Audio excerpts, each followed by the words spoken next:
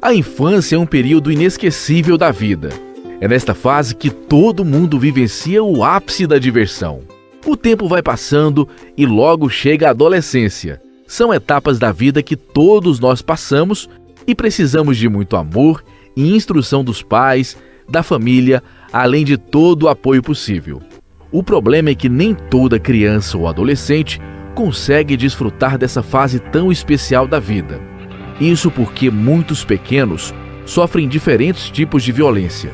Em alguns casos, a inocência infantil, que é sagrada, acaba sendo violada. Nós percebemos um aumento exponencial em relação aos registros de ocorrência envolvendo crianças e adolescentes, sobretudo em relação a crimes de lesão corporal, estupro de vulnerável, ameaça, maus tratos, e também nos deparamos com casos de abandono de incapaz. O problema é tão sério que somente entre os meses de janeiro e abril deste ano foram formalizadas 69 mil denúncias no Disque 100 do governo federal envolvendo o público infanto-juvenil, sendo que deste total, cerca de 397 mil violações dos direitos das crianças e dos adolescentes foram confirmados. E o que é pior, 17 mil casos de abuso infantil foram confirmados neste período. Dados da Secretaria de Segurança Pública de Goiás revelam que o público infantil do estado sofreu 823 casos de lesão corporal, com registro de 301 casos de estupro e 38 casos de abandono infantil.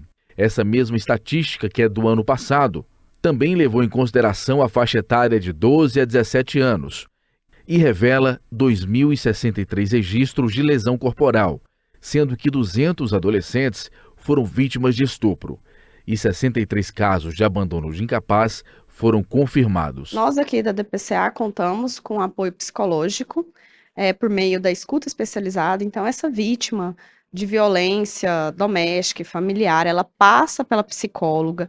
Ali ela tem toda uma abordagem lúdica para tratar com essa criança, com esse adolescente, a respeito da violência, para evitar a revitimização dela. A boa notícia é que a legislação brasileira evoluiu, visando coibir qualquer ato de violência contra as crianças e adolescentes. E, além disso, foram criados diversos direitos que protegem o público infanto-juvenil, com a instituição do Estatuto da Criança e do Adolescente, por meio da Lei Federal número 8.069, do dia 13 de julho de 1990, ou seja, o ECA completa nesta quinta-feira 33 anos de existência. Pois então, a Lei 8.069, também conhecida como Estatuto da Criança e do Adolescente, é considerado um marco legal no ordenamento jurídico brasileiro no que diz respeito à proteção integral voltada às crianças e aos adolescentes. Uma das principais características que o Estatuto trouxe foi justamente trazer a criança e o adolescente como um sujeito de direitos e não mais como um objeto. Ele é imprescindível, ele é primordial no combate à violência contra a criança, qualquer tipo de violência, porque ele traz diversos mecanismos de proteção, ele fala sobre a rede de proteção dessa criança, que tem o Conselho Tutelar, tem o Ministério Público, tem o juizado, tem apoio psicológico, tem CREAS, tem CAPS. Então, tudo isso é fornecido pelo município para que essa criança possa contar com essa rede de proteção na garantia de seus direitos. E qualquer tipo de violação pode ser comunicada ao Conselho Tutelar, ao Ministério Público, ao Juizado da Infância e da Juventude, à Polícia Civil e também por meios de canais de denúncia anônima, como o Disque 100. Os conselhos tutelares surgiram após a criação do Estatuto da Criança e do Adolescente e se tornaram um importante dispositivo em relação ao ECA. O dia a dia dos conselheiros é fundamental na vida de milhares de famílias que, Brasil afora, clamam por socorro.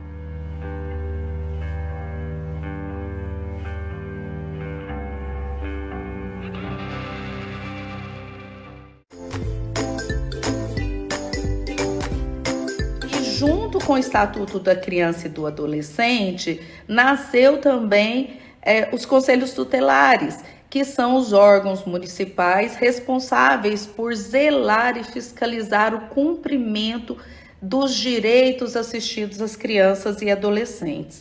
Digamos que os conselhos tutelares são a porta de entrada para denunciar qualquer tipo de violação dos direitos das crianças e dos adolescentes.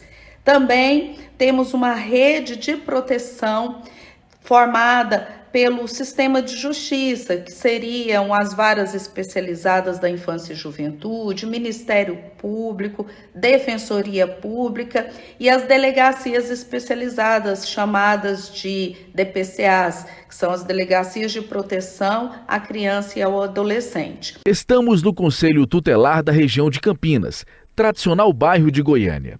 Aqui, 5 conselheiros tutelares, uma psicóloga e um assistente social trabalham diariamente na prevenção e combate à violação dos direitos da criança e do adolescente. O Conselho Tutelar tem várias atribuições, mas uma delas é garantir o direito de criança e adolescente.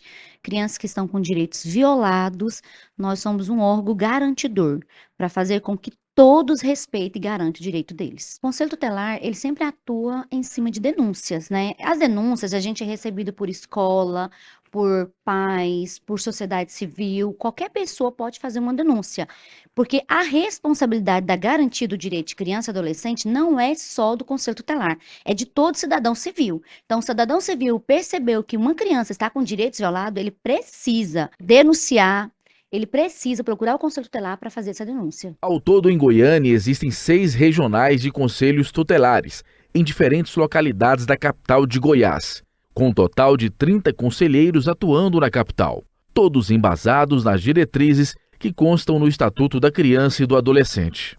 Repare que a conselheira tutelar Érica está sempre com o ECA nas mãos.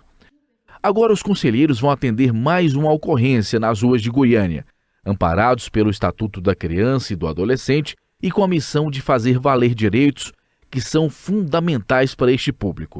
Por exemplo, a criança está com suspeita de maus tratos. Nós vamos até a residência, verificamos se a situação é real.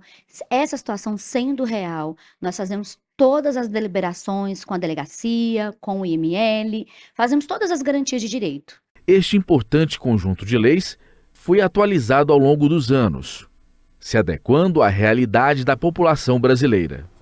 Existe um princípio na Constituição Federal, que é o princípio da dignidade da pessoa humana.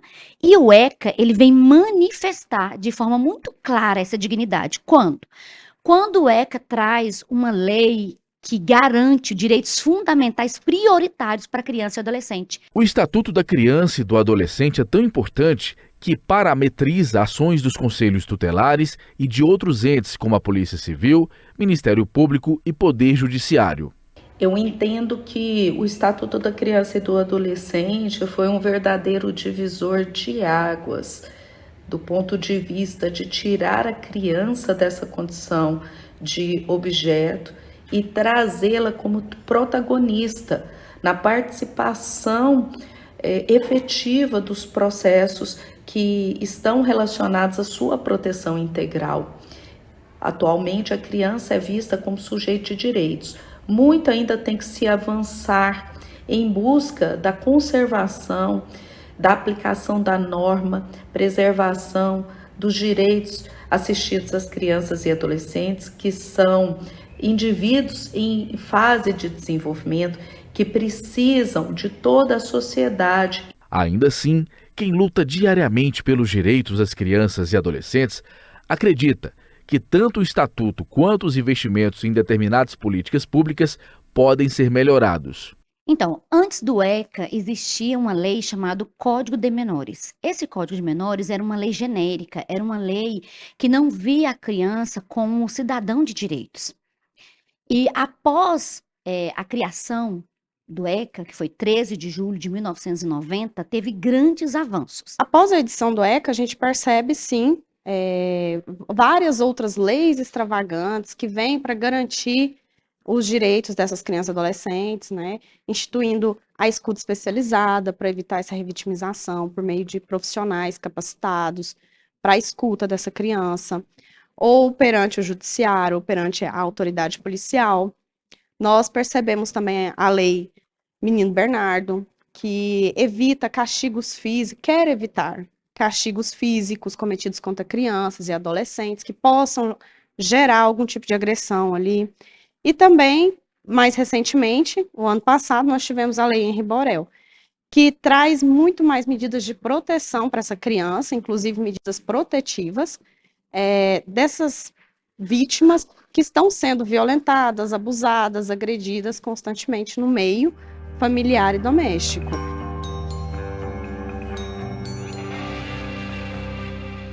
Essa delegada faz um alerta importante, que a criminalidade está aumentando no meio virtual, inclusive relacionada a crimes sexuais. Por isso, pais e responsáveis precisam redobrar a atenção e ficar ligados a alguns sinais. A criança que ela é vítima de violência sexual, ela sempre apresenta uma alteração daquele comportamento padrão. Então, se é uma criança mais introspectiva, ela pode caminhar para o sentido da agressividade. Se é uma criança que é mais inquieta, ela pode se mostrar um pouco mais introspectiva. Então, ela sempre vai para os extremos. Ela pode ter algum tipo de tristeza profunda que culmine numa depressão. Então, os pais, os educadores, aquelas pessoas que estão em contato diário com aquela criança precisam notar os sinais. Algumas crianças fazem desenhos, né, que a nossa psicóloga aqui também já teve acesso, alguns pais trazem os cadernos escolares, então a gente sempre reforça, estejam atentos com o comportamento dos seus filhos, vejam o celular, com quem que eles estão mantendo contato, se aquela conversa é algo trivial ou se envolve algum conteúdo sexual, né, um pedido de nudes, ou até mesmo um recebimento dessas imagens pornográficas. Então, a gente sempre alerta os pais. O que nós precisamos fazer é disseminar o ECA em todos os órgãos, desde a formação de um professor, desde a formação de profissionais que lidam com a infância.